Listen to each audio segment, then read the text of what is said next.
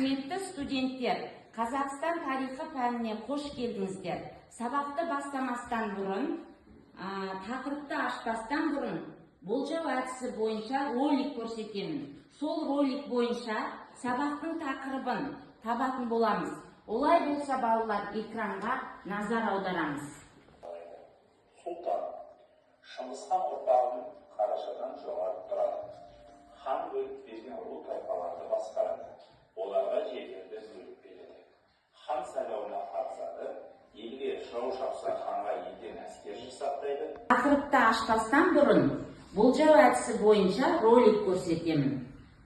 Сол ролик бойынша сабақтың тақырыбын табатын боламыз. Бүгінгі сабақтың тақырыбы қандай деп ойлайсыңдар? Кәне, кім жауап береді?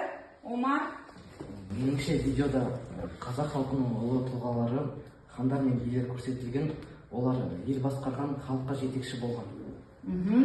Тағы кім қалай ойлайды? Айбар? Ал мен билер мен батырларды көрдім. Олар елдің тыныштығын сақтап, әділдік пен шыншылдықтың символы болды. Дұрыс, рахмет. Бұл видеода ақсақалдар мен қарағалықта бейнеленген болатын, және де қоғамның әлеуметтік топтары бұл жерде көрініс табады. Өте жақсы, отыра ғой. Қарапайым халықтардың қарым-қатынасы бейнеленген деп ойлаймын. Бүгінгі сабағымыздың тақырыбы дәстүрлі қазақ қоғамының әлеуметтік жіктелуінің ерекшелігі.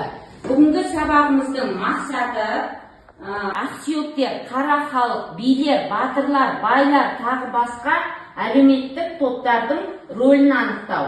Екінші мақсаты қазақтардың ру тайпалық құрылымының қалыптасуына әсер еткен тарихи жағдайларды атау. Маңызы мен ерекшеліктеріне жан-жақты баға беру. Балалар, келесі бейнебаянға назар аударамыз. Дәстүрлі қазақ қоғамы ақсүйектер және қарасүйектер деп екіге бөлінді. Ақсүйектерге Шыңғысханнан тараған ұрпақтар төрелер жатты. Төрелерден хандар мен сұлтандар тараған. Жасақ заңы Шыңғыс ұрпақтарының билігін мәңгілік ету және олардың артықшылығын олар қоғамдағы аса маңызды лауазым иесі. Белгілі әкімшілік аумақтық биліктің басшылары. Билер жан-жақты қызмет атқарған. Біріншіден, ол артына сай билік құрушы, әкімшілік құқығы бар лауазым иесі. Бұл тұрғыда билер белгілі бір өңірді билеуші тұлға. Екіншіден, билер соғыс жағдайында әскер басы, дипломатиялық Осы көрген бейнебаян негізінде келесі тапсырманы орындаймыз. Ойлан, жұптас, топтас әдісі бойынша топтық тапсырмалар. Үшінші топтың, яғни ақсүйектер тобының тапсырмасы сұлтандар мен қожалардың қоғамдағы саяси және рухани рөлін сипаттау. Бірінші топ, билер тобының тапсырмасы билер мен батырлардың қоғамдағы әділеттілік, басқару және әскери орнын талдау. Ал екінші топ, қара халық тобының тапсырмасы қарапайым көшпелілердің, малшылар мен егіншілердің және құлдардың әлеуметтік экономикалық жағдайын сипаттау.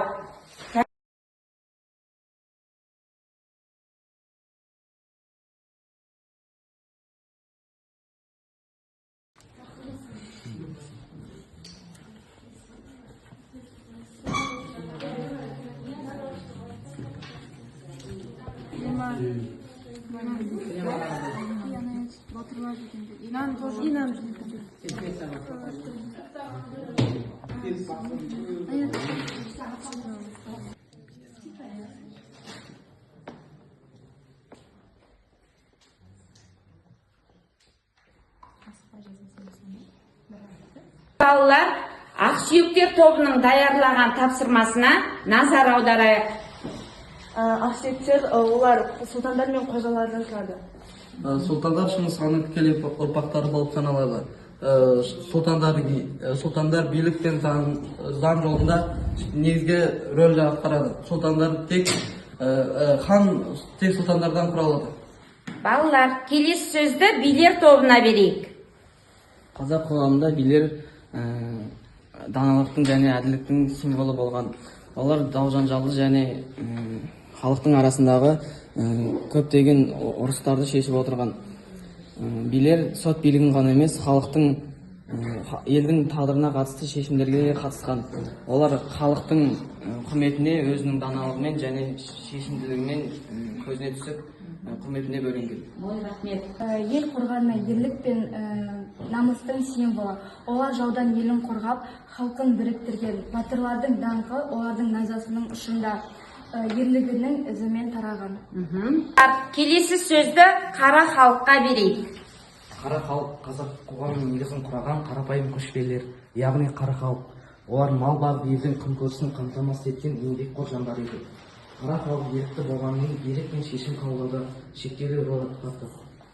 Күндерге тоқталатын болсақ, құлдар мен күндер олар екеуі бірігіп бір әлеуметтік топты құраған болатын, және қожайынға тәуелді болып, олар еріксіз, еңбек етті және ерікті көшпелілердің қатарына кіре отырып, олардың толықтай құқықтары болмаған еді. Біздің келесі тапсырмамыз салыстырмалы талдау.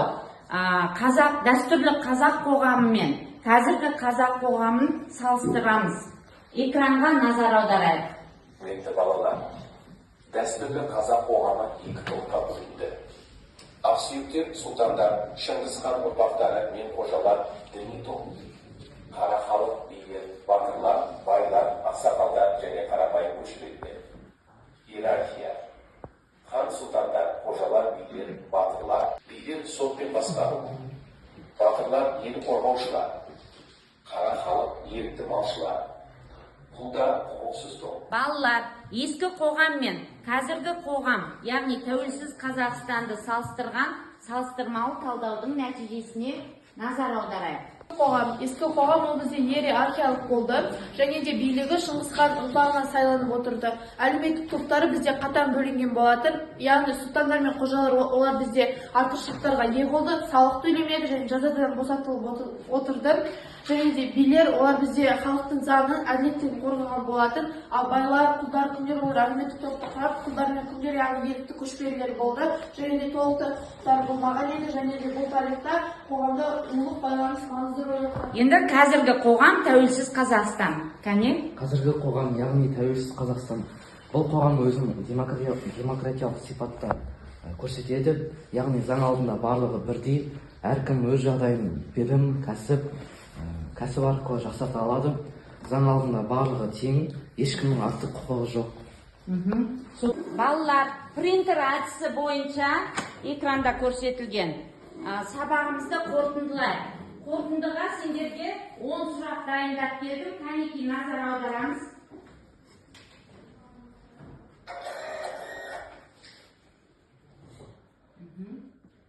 Бірінші сұрақ.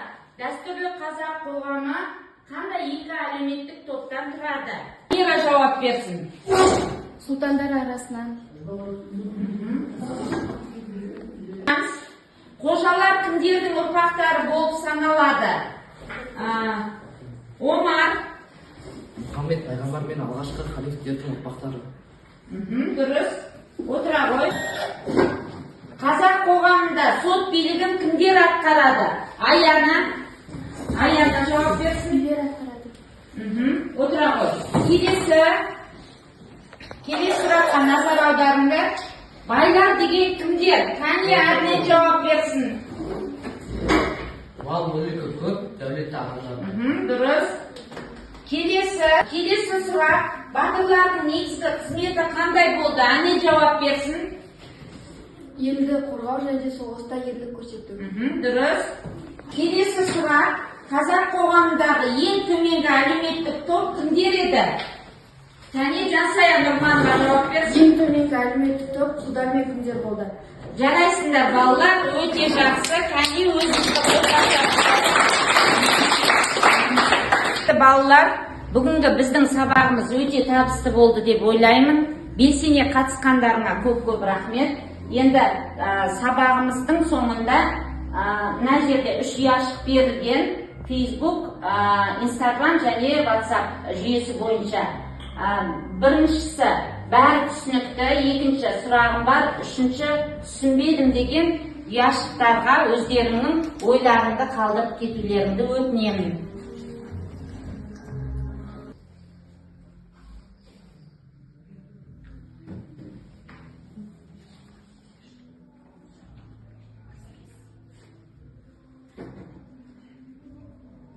бүгінгі сабағымыз осымен аяқталды. Келесі кездескенше қош сау болыңыздар.